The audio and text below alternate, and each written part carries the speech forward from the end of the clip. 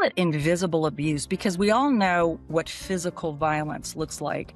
And unfortunately, that is horrific. But when you are suffering, what I call suffering in silence, where you're actually being manipulated, gaslit, all of the coercive control, isolated, financially abused behind closed doors, it's very difficult to even explain it. All right, Melissa. So we were having this conversation before we hopped on Menopause Mastery about the intersection of menopause, and you had a really unique kind of aha moment right before we got on about your own experience that actually may open the door for a lot of women that might be listening today that maybe went through early menopause. So talk about it. Talk about what was really going on at the time that you went into menopause. Uh, I will. Thank you so much for asking about that because I think a lot of people, including myself, had no idea they could actually overlap. But I went through menopause at like 46, 47 years old, which was very unusual. But I was in a highly abusive marriage, a lot of gaslighting, manipulation, financial abuse. I had no idea what what I was in because I didn't even know what narcissism was at that time. But the the symptoms of the menopause were so severe. I mean, the night sweats, insomnia, anxiety, hot flashes, all of these things that I went through at such an what I thought was an early age were so compounded by the abuse I was suffering. I had no idea they actually correlated because of the stress, the chronic stress, the flight survival mode that you're in all the time when you're going through this type of a situation. So it was an aha moment for me that they actually overlapped. I don't think a lot of people realize that.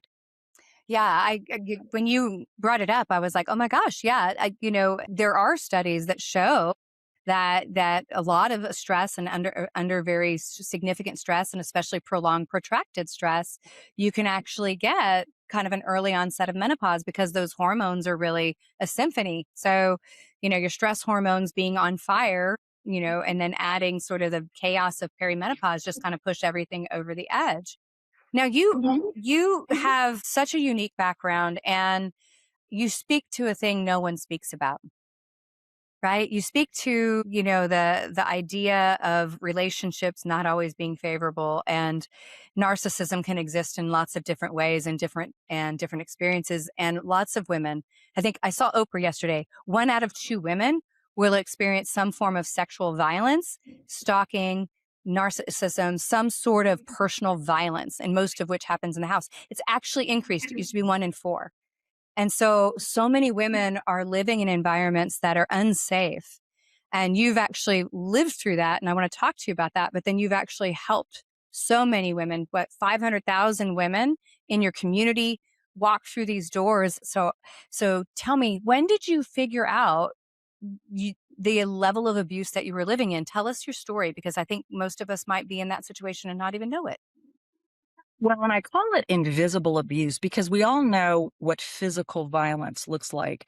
And unfortunately, that is horrific. But when you are suffering, what I call suffering in silence, where you're actually being manipulated, gaslit, all of the coercive control, isolated, financially abused behind closed doors, it's very difficult to even explain it. And I was an executive. I was an executive with a large company. I had a really high pressure job. And so when I would go home, and what's sad is that when you meet someone, they don't show their true colors. That mask is on. They are charming. They seem like your soulmate. In fact, it's really the only time they listen to you is when they are trying to love bomb you because you have something they want. You either have status, money, maybe the perfect look. There's something they're going to get from you. So you are targeted.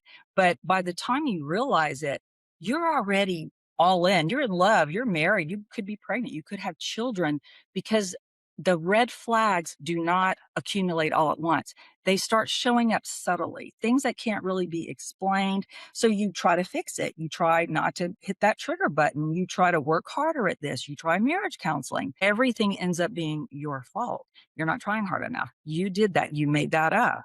Gaslighting, all of you do doubt your reality. And so then when the brain fog and the insomnia and the panic attacks started, I just thought, because I talked to my doctor about it, they go, "Well, it sounds like you're in early menopause, you're in perimenopause." And I went, maybe that's why I'm so sensitive. Maybe that's why I'm jealous. That's maybe why I'm overreacting. Maybe that's why I'm making things up.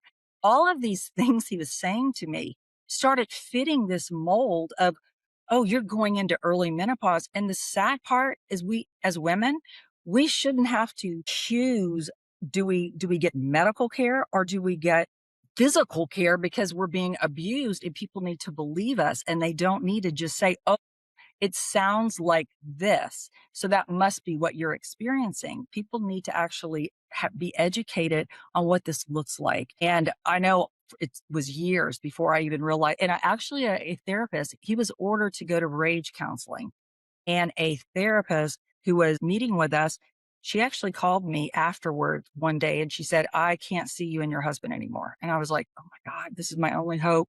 And she said, "I'll see you, but not him. I believe he's a narcissist. I believe he could be a sociopath." And I'm like, "What?" He seems so normal. He looks so normal. But that's exactly what he was. And it was the first time I ever heard those words. So it was very eye-opening for me to actually have a name to it. And then then became a research junkie, getting my hands on everything and anything I could possibly read to figure this out. So, Melissa, so obviously you were just learning at this time that you're kind of going through perimenopause and you got all these symptoms. And you also now have a counselor that sort of points out for the first time, hey, your husband is treating you in such a way, and then he's exhibiting narcissistic behavior. I think a lot of people have the belief that narcissists would be obvious, and they aren't. They're really, really charismatic. And in many cases, often they're very charismatic, and especially when they have their target. But I would bet that if you look back on it now, that a lot of the symptoms that you were experiencing were being thrown back at you as the reason for your experience of failure to be the perfect wife, the perfect this, the emotional, the making mistakes, all of that. Were you seeing that? Oh my gosh. Absolutely. Because he always blamed my job because I had a high pressure job, but I could handle the job perfectly fine before I met him. But the insomnia, being so anxious, I was walking on eggshells all the time. It was almost like I had to gauge his mood. So I might say something about something, I might approach a topic, but he could just completely use it against me at any point in time. He actually used it against me in therapy. I mean, he told the therapist that I was ultra sensitive, I was jealous, I was actually making things up because my job was so stressful, I couldn't keep the facts straight, and he would have to repeat things to me over and over and over. I was actually worried about it. I started journaling. I literally started journaling, and I tell my coaching clients this. This is your truth. These are your words. This is something you can go back to and actually look at and go, in fact, my journals scare me now because I have like 12 years worth of them.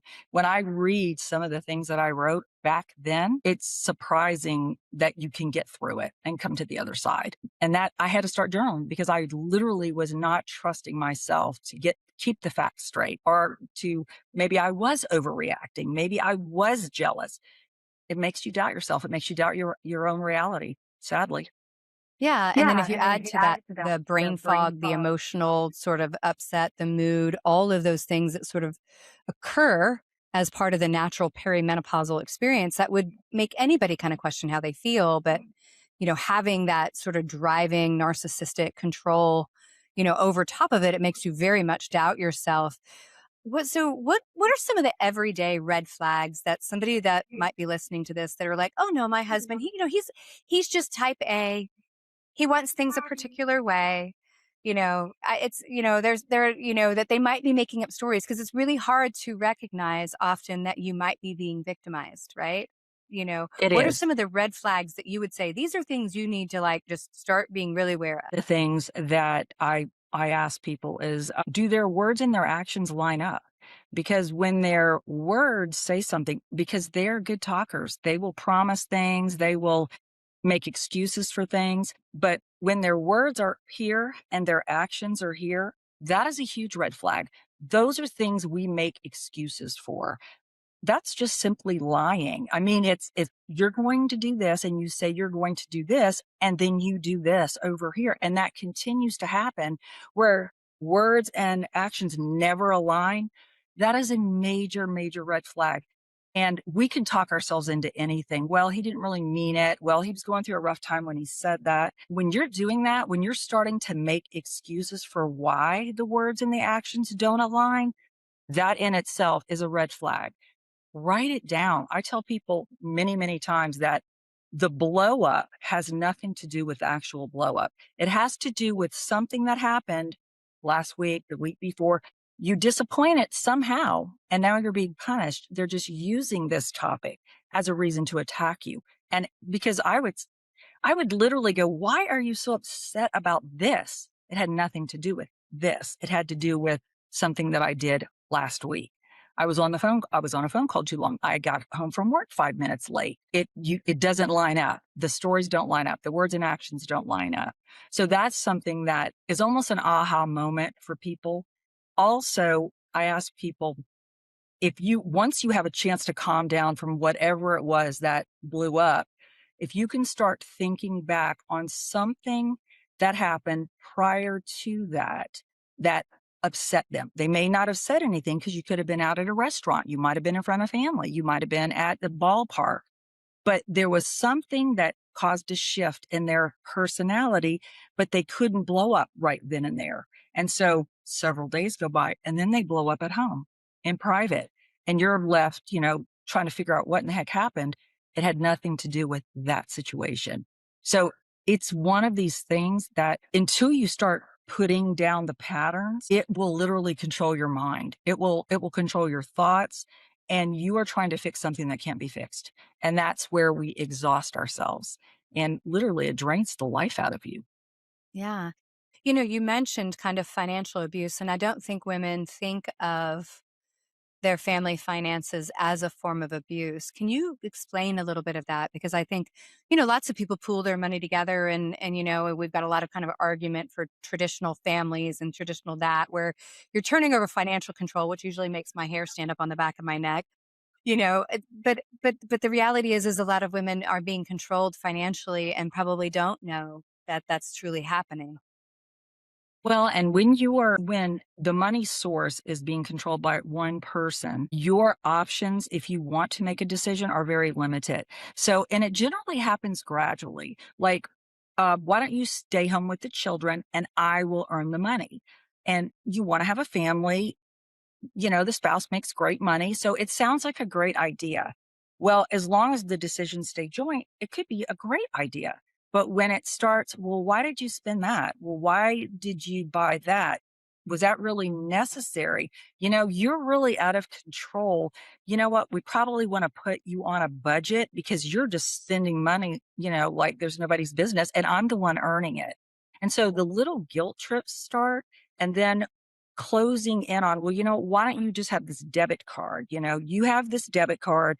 I don't want you charging anymore. You're out of, so then the credit cards get taken away. Then you have a debit card where a certain amount of funds are put in and you're allowed to spend within that bucket. That bucket gets smaller and smaller and smaller. And then you're asking for money. I need money to buy groceries. Can you put that into the account so I can go? When you have to start asking for permission for basic living, arrangements and things that seem to be perfectly fine 4 months ago, 5 months ago, and now all of a sudden the reins are getting tighter, that control is deliberate. Because when you have no access to money, your choices are extremely limited, if not no choices. You can't leave, you can't hire an attorney, you can't do anything. So that financial abuse, especially when you ask yourself, do I know where our money is?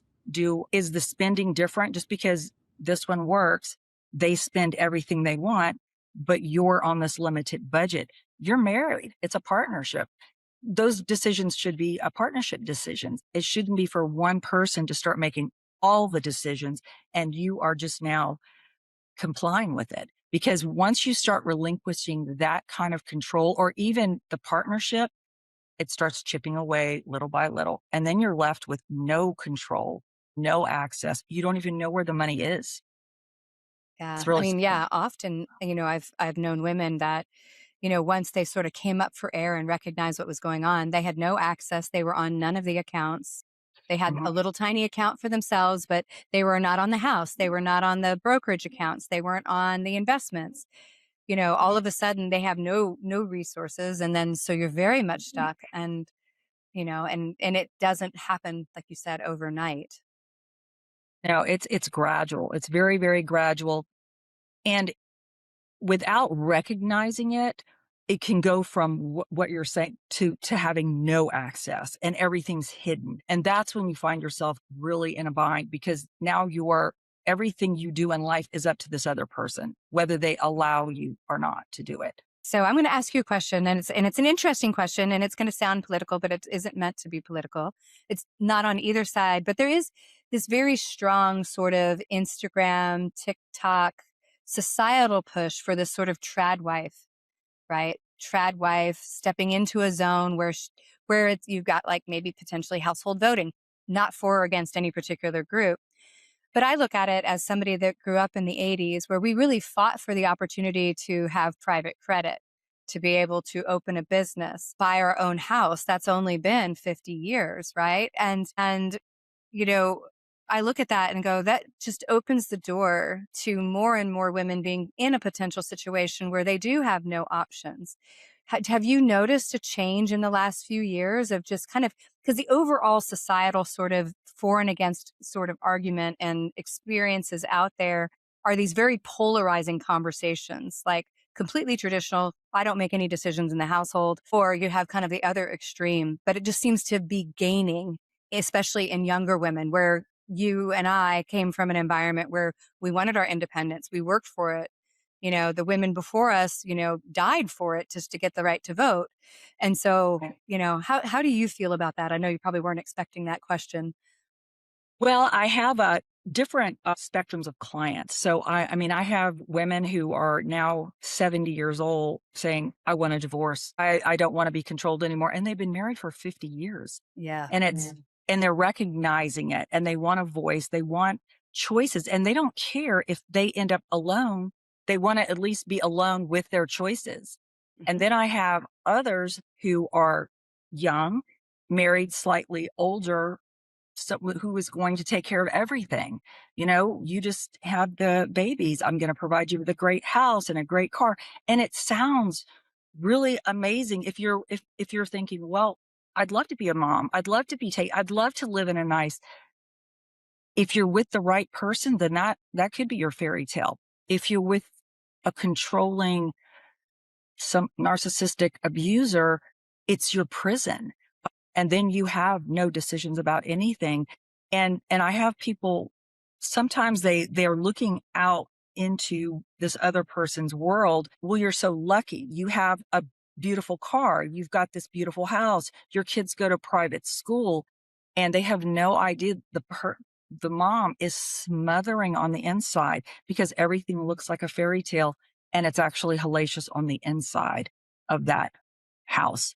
So it's interesting that I see women that fought for just traditional whatever, and now I want to make my own decisions. I'll end up alone. I don't care. I just want to have some say. And then you have others that buy into that, and they're actually buying into being in someone's spider web and they're trapped in it. And they're like, what do I do now? I've got these little kids. I have no other choice but to stay in this environment. And I don't know, it's really sad because they're giving up that freedom for what looks like this beautiful future. And it's actually a fake future. I mean, it's future faking. That's the name of it. That's the name of the actual, what they do to I guess, to bribe you into that situation, and it Right. turns out very terrible for the person. Yeah. Now, Yeah. you also wrote a book called "Blood Does Not Mean Bond," and you address kind of the toxic dynamic that extends beyond spouses and parents and adult siblings, and it kind of moves into like, where does this often start? And it's often the family of origin trauma.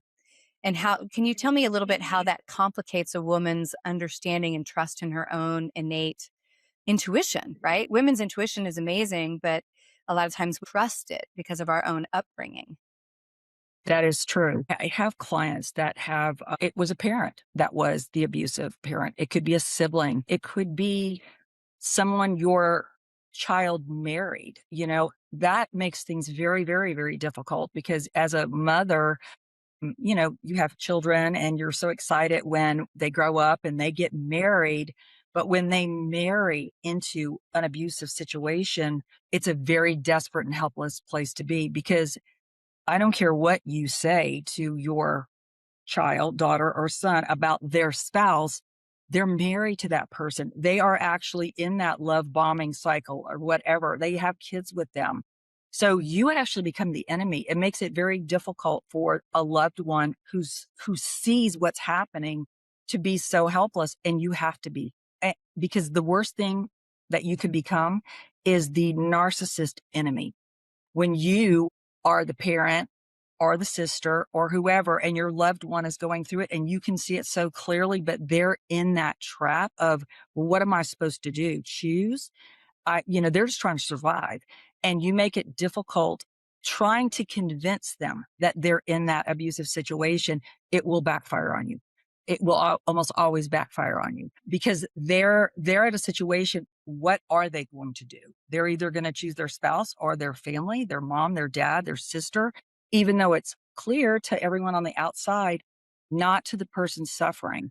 And if you become the narcissist enemy, they will isolate you from that person. You will be cut out of their life. And that's not what you need. You need the olive branch to be extended. So what I tell my clients is as difficult as this is, you cannot convince your son or your daughter that they're married to a monster. They're going to have to figure that out on their own. And they're most likely know something's wrong. You just continue to let them know the door is open, sending them, I love you, just checking to see how you're doing, love to see the great. You have to make sure that that door doesn't get shut because when it does get shut, it's almost impossible to reopen. And I have clients that haven't seen their grandkids or their son or daughter in like years. They're completely cut out of their lives because they try to save that person. It's a desperate situation to find yourself in, very, very much, especially as a mother, because I actually lived through that with my son. Oh my goodness. Yes. And so it is very, very until they decide they can see it and they want to do something about it, you can become the enemy. And they love when someone else can be the bad guy because they will isolate that entire world from you. And I would not wish that on anyone. Yeah. So, what is the primary catalyst that a woman often goes through? What's the typical shift that takes them from what you call the victim to warrior stage? Is there Well, a sudden realization or accumulation? it takes actually accepting it. A lot of our videos that we do, and I wrote my husband into doing this with me, are reenactment, and they're all about the things that I suffered. And so it sometimes takes somebody seeing what it looks like to actually say, "Oh my gosh, that's what I'm dealing with. That now has a name to it." Acceptance is the hardest part because you know something's wrong. You do. But you're so desperate to fix it. You're so desperate to get back to the person that you fell in love with. But what people don't realize is that person doesn't even exist. They were never that person. They were a chameleon. They were who you wanted them to be. They were who they thought they needed to be in order to trap you. A narcissist has many faces. They can be a chameleon at work. Everyone loves them at work, at church, in the community, and then at home, the mask comes off because they cannot be an actor 100% of the time. So when that mask starts falling, it's behind closed doors and you're left with the monster. So it's actually recognizing it for what it is and methodically planning your steps because you just don't wake up and go, "Oh my God, I hate that person. They're horrible. I'm leaving them." You could have kids with them. Your financial wherewithal has now been gone and is being run by someone else. There's so many things that add up that start making someone doubt things, but finding out and then accepting it and then taking the small baby steps because if you're with a true narcissist, they're not going to change. There's no cure. They're not going to suddenly say, "Wow, I see the error of my ways because they've said that a million times before, all lies. And then it just gets worse or they shift courses, but it won't ever change. And so you have to make a decision whether or not you are going to stay trapped in that life or you're going to start taking some baby steps. And I always tell people, don't overwhelm yourself. It's small little steps and recognizing it for what it is. We actually have a free quiz called Are They a Narcissist? Your audience can have it. And it's actually 15 questions and it just rates the person based on how they treat you in specific situations. So I always advise someone if you're confused, you know something's wrong, just take the quiz. It's free. And it'll just kind of give you a rating as to maybe they just have annoying traits because a lot of people have annoying traits. But when they get to a certain point where there's so much, they're at the top of the spectrum, chances are things are never going to change. They're only going to get worse. So, Yeah, you're absolutely right. Now you have a really kind of nuanced, kind of powerful way of looking at a stance on forgiveness and how you have to look at it's not really excusing the abuser. Let's talk a little bit about that and how does one kind of release that emotional weight directly after surviving such a often long and horrific sort of experience. and there's so much damage. You do have a lot of bitterment and resentment. And you're just, for the longest time, I was very angry. I was very angry. I felt angry with myself because how did I fall for it? How did I not see it? And you beat yourself up a lot. So you've got to give yourself some grace that this didn't happen overnight. If that person that you finally got away from showed up on the first date, you would run screaming. You would never have had a second date with them. That's not who showed up. The person who Mm-mm. showed up was who you fell in love with, and that's the person that you just were so desperate to get back. And so I struggled with it because he it's like his goal in life was to destroy me, like on purpose. So it's so hard for the brain to wrap around the fact that you married this person, you were in love with this person, you want to spend the rest of your life with this person, and they are your worst enemy. They actually hate you and they are trying to destroy you. So to accept that is very, very difficult. And to get over being bitter and resentment is also difficult. But all that does is hold you back. They don't lose an ounce of sleep by what they did to you. They don't. And so by letting that pain and that just being bitter weigh you down, you're robbing yourself of what you could be. You are actually letting the abuse further control you, even though you're out of it. And so it's hard for a lot of people to because I have a lifetime restraining order. I can never be face to face with this man ever, ever again. So I had to pray about it. I had to actually write a letter. I wrote a letter to him. It was really nasty. It was mean, had a lot of foul words in it. It was very, very, very mad. But I wrote a letter about what I thought he stole from me, my life, my identity, all these things. And I was angry with myself. And then I finally said, you know what? But I'm not going to carry this weight around anymore. I'm going to forgive him for what he did. This is now on him, not me. And then I burned the letter up. I never sent it. I just wrote it all down and I caught it on fire. And I have some people that tear it up in little pieces. I have other people that put it in a book and they read it. It's a way for you to get your words out because they won't let you. You can't have this conversation with them and it mean anything. It's probably the only time you can have a 100% honest conversation is if you write it down. And and then you have to let it go. Otherwise, it will hold you back and it will destroy other relationships in your life. So it's one of those things that I had to pray a lot about. And finally, I just said, you know what? I'm letting this go. I'm not going to let him hold me. I'm not going to let his abuse affect who I am. It's not my identity. The pain was part of my story. It's not the end of my story. It's just part of the journey. And it got me to the other side. And so you have to forgive the person that hurt you if you expect to get to the next level and go past it. Yeah, now you obviously went through such a harrowing experience, but you found love on the other side because I think also sometimes it's so hard to leave. You keep thinking, "Hey, it's the love bomber that I met when we were dating. That's the guy. This is something different. I don't understand." But I think there's also this fear that I'm going to be alone, right? And like you said, some women are like, "Forget it. I'd rather be alone and have my own decisions." But for a lot of women, the idea of being alone, and some of it may come from family of origin, is very, very frightening, right? And that, what if I don't find somebody else? Or what if I don't have the right filter to understand it? And how do I know I'm going to find somebody, or how do I know that that next partner might be a safe partner, you know? It's very scary because I know when I finally got out of it, I said, my man picker's ruined. I obviously don't know what I'm doing, and I'm never going to get in another relationship again because I fell for it. I fell for it. And so what I tell people is when you're even thinking about, oh, I don't want to be alone, or what if I never meet anyone else? You're jumping over a huge healing part of your life because you as a person need to be a whole person. And it might take a year, it might take 2 years. What I tell people is when you wake up and you don't think that anymore, you don't think, what if I'm going to be alone? Or what if I make a bad decision about a relationship? When that's not what you're thinking anymore, you're probably ready to step out there. But when you are happy with yourself, basically saying, I wanted to paint again. I wanted to get back in the gym. I was a skeleton of myself. I wanted to get back to where I actually liked myself, where I didn't have this hole that I wanted something or someone to fill. So I just decided, you know what?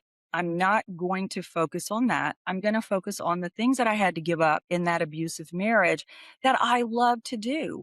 And that there just wasn't enough time because they squeeze all the time out of you. You don't have any time for yourself. So I took a year where I just literally got back into being happy with who I am. I connected with old girlfriends. I called people that I avoided because I didn't want to tell them what I was going through. I was embarrassed. So I just took my time. And once I felt really good about what I wanted to do with my life, then thinking about being alone or not meeting someone didn't occupy my mind anymore. It wasn't something that I thought about.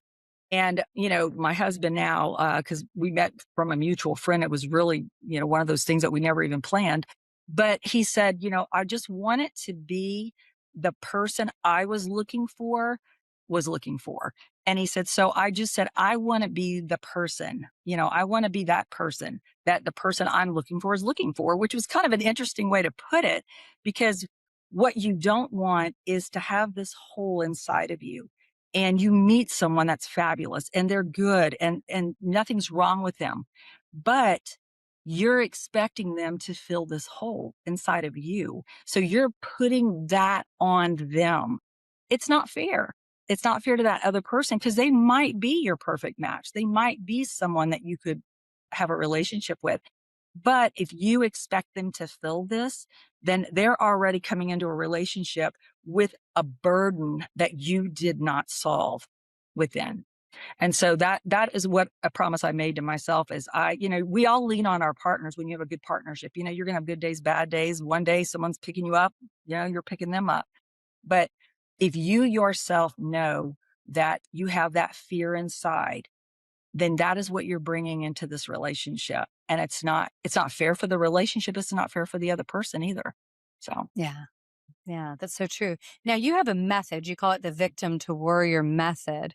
And so tell my listeners a little bit about that because I'm sure they're kind of like, "Oh, I don't, maybe I'm in a relationship like this and I no longer want to be, or I need to find a way out."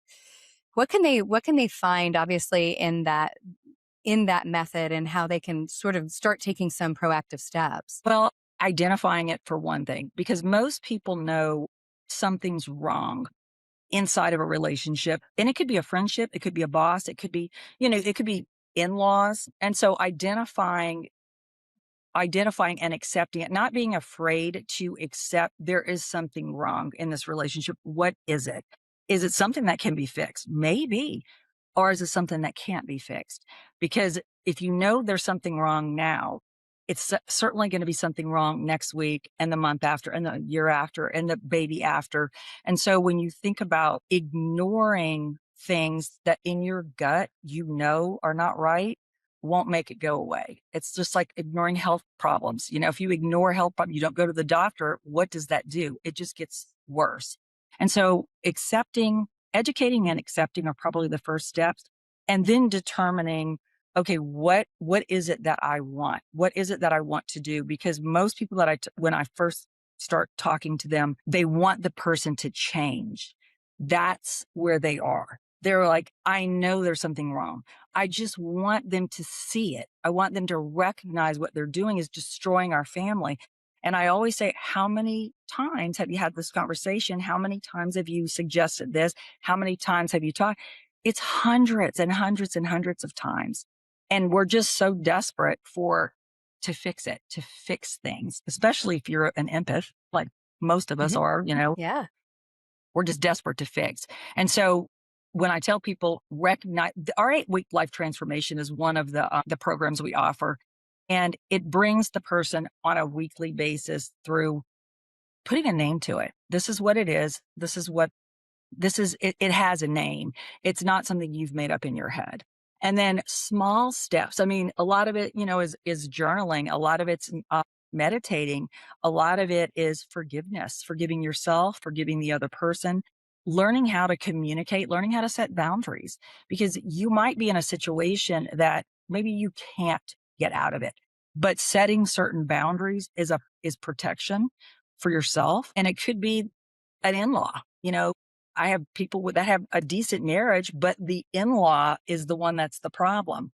That person is bringing toxic situations into the marriage, and it could actually cost the marriage. So recognizing, that boundaries doesn't mean you're being disagreeable. It just means you're protecting yourself. You are setting some boundaries, and it might be with your spouse. It might be with somebody else. And just, it's small steps, because I think it's like when we want to lose weight, it's like, oh, well, I need to lose, 15 pounds. I'm going to start doing all of these things to lose.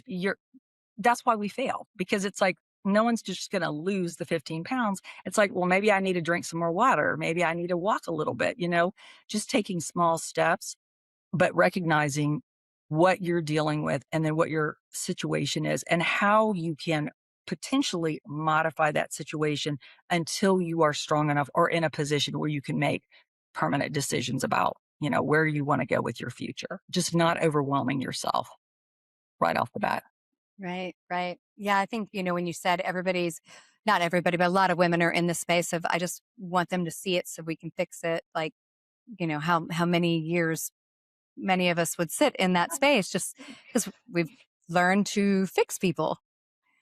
Yes, Yeah. yes. And we become, it's sad, because when I thought about toward the end of the relationship, my marriage, what I was allowing myself to accept was crumbs of love, just crumbs.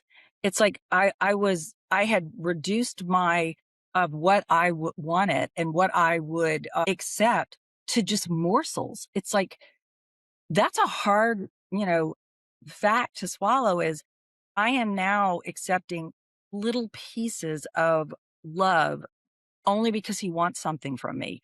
And that's what your brain goes through when it's trauma bonded. When you go through Right. that cycle of abuse, I mean, it's you're just praying for that piece, that little nugget, little hit of dopamine, and you're like, okay, now if we just don't do anything, it'll stay like this. And it doesn't. And that cycle just knocks you down again. It's like waves. And what we end up with at the end is it's really sad. It's just a survival mechanism, and that we've allowed ourselves to take just a morsel of what we're worth and what we deserve as a human being. Mm, And and it's hard to write that down. It's like, okay, I tell people, you have 2 sheets of paper, write all their good qualities, don't lie about it, truthful good qualities, and then write what you consider the bad qualities and how they make you feel. And people will fill up pages and pages on this side and have like 2 things over here. This is your future. If you are going to stay, then it's the side with the most items on it. Hopefully it's the good side, but 99% of the time it's the bad side. It's everything that they do to you that makes you feel bad and is, destroying the house and the family. That's that's your life right there, is on that side of that sheet of paper. So, Yeah. Yeah. I think,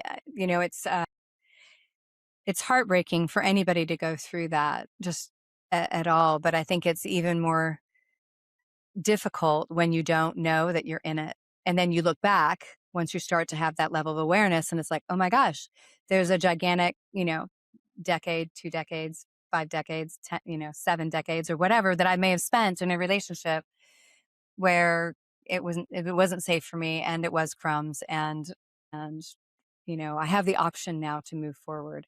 So if my listeners are listening, and I'm sure some of them are probably like, my gosh, I wonder if I'm in the middle of this, because it's kind of a wake up call. How can they find you? I know that you have programs and you have a large group. You've got lots of things. Well, they could, probably the best place is to go to our website, victim2warriormethod.com.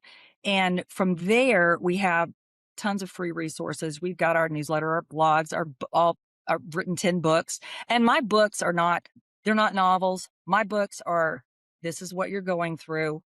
This is how we can combat it. They have a lot of workbooks, a lot of action steps in it. So it's like you're reading something and you're writing things down, because I think the brain, just because you read it doesn't mean you absorb it.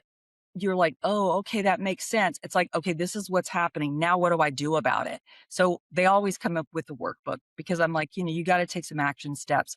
That's what gets you, to the next level. But just going through that, our mobile app, we just Mhm. launched that just a couple Okay. weeks ago. And it's a private way to have help on your phone. You can join our group. We've got our daily affirmations that you listen to every day. We've got our whole library of videos. We've got our education library explaining things that might not make sense. You might be co-parenting with someone, and that is really challenging. And it also we do live events on it as well. So you can join anonymously, or you can, just say your name, but it's a place that allows you to feel seen and heard, where it's very difficult to explain to someone who's never lived through it, because the person you're with seems so normal and people are, what? That's no way. And so then you hide it, and then you make excuses for it, and then you're more isolated. So it's kind of a safe place where you can actually talk about anything you want to talk about, and you're talking to people that actually get it. So, That's great. That's great. So we'll make sure that we have that correct link and everything in our show notes, so everybody can get to it.